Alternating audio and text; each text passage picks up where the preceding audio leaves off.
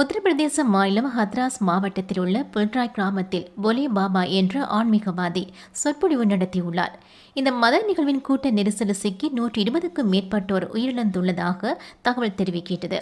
அவர்களில் பெரும்பாலானோர் பெண்கள் என கூறப்படுகிறது.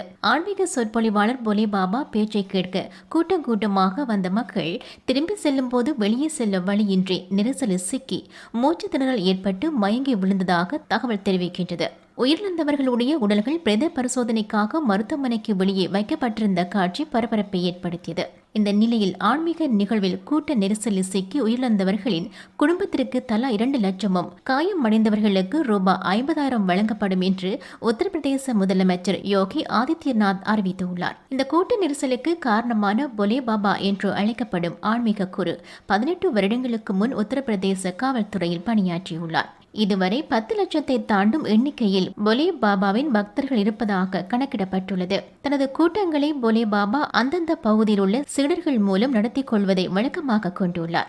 மேலும் தனக்கு கிடைக்கும் நன்கொடை மற்றும் பரிசு பொருட்களை பிரச்சார கூட்டங்களில் பங்கு பெற்றும் பக்தர்களுக்கு வாரி வழங்கி விடுவதும் இந்த பாபாவின் பணியாக உள்ளது. இதுவே பாபாவுடைய செல்வாக்கு அதிகரிக்க முக்கிய காரணமாகியுள்ளது.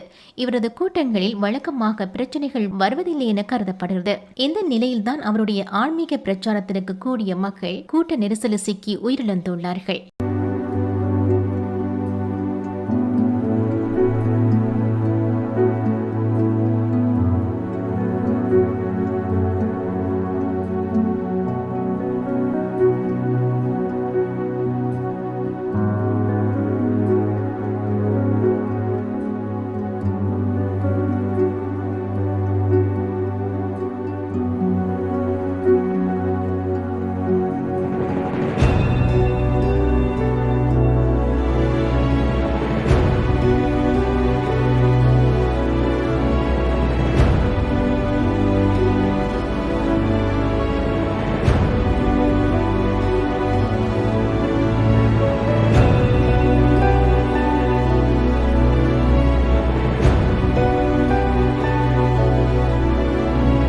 டிவிஐ யூடியூப் சேனலில் இணைந்திருக்கும் நேர்கள் அனைவருக்கும் எமது நன்றி.